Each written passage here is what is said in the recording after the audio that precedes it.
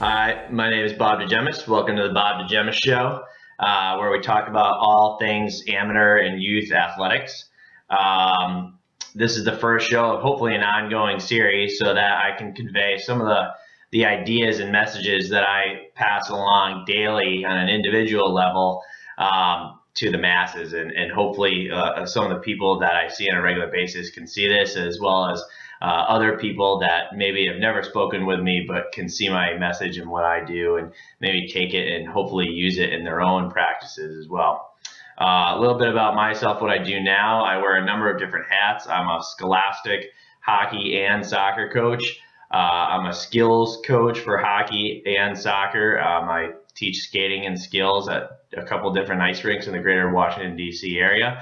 And then probably my most important role is the fact that I founded and now run an athletic club called the Red Line Athletic Club, which is a multi-sport club that is for amateur athletes from cradle to grave, basically offering an opportunity for players to play seasonal sports, which is becoming a thing that has been pushed aside by a lot of professional amateur and youth sports people. Basically, the way we run the club, we have very distinct seasons. So we run a fall season that starts basically September 1 and then goes until the middle of November. We have another winter season that goes from the middle of November until mid-March, a spring season that runs from mid-March until mid-June, and then we, of course, have summertime and we have different programming then. But it's very traditional. I'm from New England. I think it's very much a New England NESCAC scholastic model that has always been there and is still there, and I think has a lot of value. And I'm trying to bring that to the D.C., Maryland, and Virginia area for hockey, soccer, and lacrosse. Because here, what's happened is, and it's not only here, it's everywhere, but it's especially here because we don't have a tradition of hockey that's scholastic based. Therefore, hockey has become a 8 to 12 month endeavor for players very young. Soccer has become a 10-month endeavor from September until May for different reasons, but some the same. And lacrosse has done the same as well and become a year-round affair. There's reasons why these sports have come around. There's certain big events, the advent of professional opportunities, as well as media coverage have really driven why youth sports has gone this way. And I think that it isn't necessarily a good thing for a lot of players. It's good for consumers who like to watch and be fans. It's good for players that are very high end, who are going to maybe get scholarships or be professionals. But for the vast majority of participants that are amateur, it isn't necessarily the best set of circumstances. So what I'm doing is trying to create an environment that is a good environment for youth and also adult players, where they can play both recreationally and competitively, but amateur levels, through their life. Let's talk a little bit about each specific sport. We'll talk about hockey, soccer, and lacrosse and why the seasons have sort of stretched out. Let's look at hockey first. Hockey has changed a lot since the late 90s. I'm a 38-year-old right now, so my experience with hockey was a lot different than kids nowadays. When I was a kid, there wasn't really any hockey opportunity south of New England. It existed, but it was not very big. It was, of course, more regional: New England, New York, upper Midwest, maybe a little bit of Colorado, of course, Alaska. And then there's other places that had influence, of course, even in Philadelphia and the Mid-Atlantic, but it wasn't as big as it is now. So in the 80s and the 70s, the NHL was comprised primarily of Canadian players. 90% of players were going to be Canadian, maybe 3% American, and the rest left over Scandinavian or something like that. And then the first Russians moved into the league in the early 90s, the Berets and the Fedorovs that were defecting, et cetera, et cetera. So basically at the time, say in the 80s, an American hockey player, his aspirations, his highest possible goal could be, number one, make the Olympic team for the United States, and then two, try and play professional hockey. So if you go back and you look at the Miracle on Ice team in 1980, of that team, only a handful of players really made a career out of playing the National Hockey League or professional hockey. I mean, some of the biggest names did not. Jim Craig, Mike Eruzione did not become professional hockey players as a livelihood. A few did: Ken Morrow, Dave Christian, and a couple others. But that was the best of what the U.S. had to offer, and even of that best, maybe 10 to 12 players did it. Fast forward to 1990 or 1988, the Olympic Committee basically makes the announcement that Olympic teams, all sports, will be able to be fielded with professional athletes. So this changes things a lot, and simultaneously, ESPN is growing and it's covering more hockey, college hockey, NHL at the time. So the U.S. Olympic Committee decides that, USA Hockey, now USA Hockey, then Amateur Hockey Association of the U.S., is going to put American professionals into the Olympics. So the Amateur Hockey Association moniker is no longer applicable because now we're going to be using professionals. So they have to strike that, make it into USA Hockey. And then 1998 in Nagano, that was the first year that professionals, NHLers, were allowed to play in the Olympics. So between 1988 and 1998, that was a huge expansion of Americans getting into the NHL, and it's still continuing. Now, what's good about hockey when I was a kid is that because those opportunities did not exist, the emphasis for players were really local and scholastic. So if you were living in Minnesota or Connecticut or Massachusetts or Michigan or different places, you probably just wanted to play high school hockey and seasonal hockey, and then hopefully maybe college hockey, and then that was it. And the same can be said for soccer, and we'll talk about that shortly.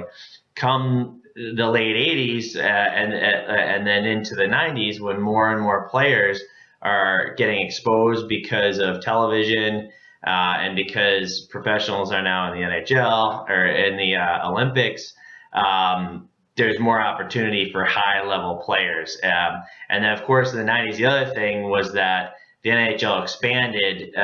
Many teams were added in the 90s. You had San Jose, Anaheim, Florida, Tampa, Carolina, Atlanta, Nashville, et cetera, Dallas. And not only did they move, they were immediately good in winning. Dallas winning Stanley Cups. Carolina has won a Stanley Cup and gone to the finals. Nashville's gone very far. Florida in the 90s went deep. Tampa has gone to the finals and also won. Anaheim in the early 2000s gone to the final and won. So immediately those expansion places got interest and then got local hockey going. But again, what hasn't changed is that the feeder element to the NHL is still in Canada, the Canadian Junior Hockey League, Canadian Hockey League. But what has changed is that NCAA hockey, rather than being the pinnacle for an American player, is now a stepping stone for the NHL. And what's also different but the same is that there's about the same amount of teams at the NCAA Division I level now, 60, But of course, there's many, many more players, and also Canadians and foreigners that want to play university hockey in the United States. So it's that much more competitive. So the reality is now,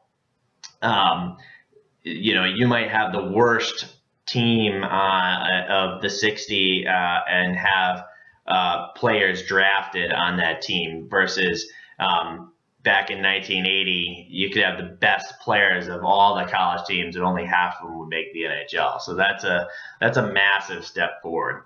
As for soccer, around the same time, things are changing again because of television media, ESPN coverage. That changed things, and then also specifically the events. So in 1990, the U.S. national team, men's team, makes it to a World Cup in Italy. 1994, we host the World Cup in the United States, and then within 2 years, we have a domestic professional league, Major League Soccer. So kids who are playing soccer, finishing their career in the early or mid 90s, their experience as a kid was that you played soccer because you loved it, you wanted to play high school soccer, and maybe your goal would be to play high-level college soccer and national championship. But it was an amateur endeavor. You weren't going to play for a World Cup. You weren't going to go abroad. You weren't going to play professional domestic. Kids who grew up in the mid-90s all of a sudden see this, and their experiences, that's normal, that there is a World Cup opportunity, there is MLS, and there are players that go abroad, and therefore the youth programs reflect that. So therefore, club programs, private programs, start stripping away power from scholastic teams. The programming is certainly higher level, but their goals are loftier. Their goal is to produce players that can play at the national and international level. And the same thing with hockey. And as a result, the loser has been, if there's a loser, that the players that did not get the attention and the programming were players that either wanted to play seasonally or were not as good as the highest level. Now, the good news is that for all the gloom and doom that there is about youth sports participation falling off, I don't think it'll ever end. It may have capped in certain sports, but I think kids will always play sports, and that might mean different sports. Yes, some sports might lose players. Baseball is losing players. American football is losing players for different reasons. Some sports are gaining. Of course, lacrosse, it's very accessible, and players across the country are starting to play lacrosse in places that didn't have that 15, 20 years ago. Rugby is becoming increasingly big. What used to be a fraternity type scenario where kids would pick it up in college more as like a party scene is now a serious athletic endeavor, but it's still amateur.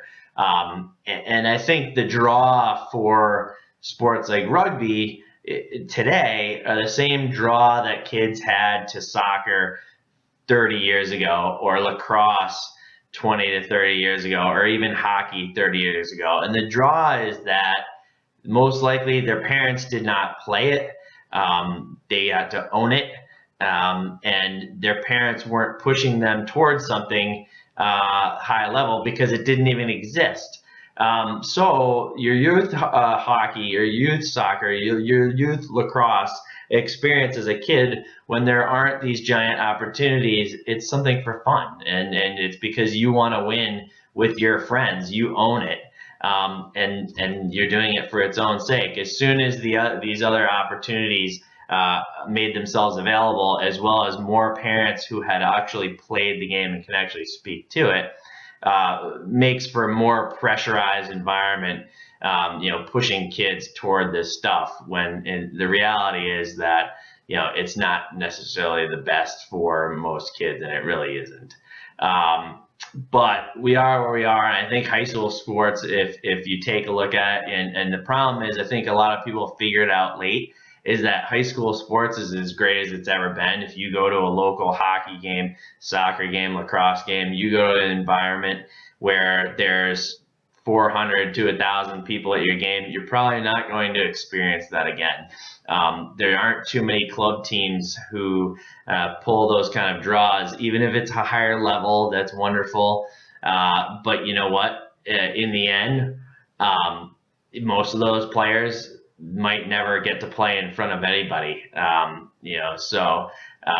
they might never win anything either. So the emphasis has changed from at one time being competitive for your school and your community, and people started to knock amateur and youth sports for win at all costs, and that it was all about winning.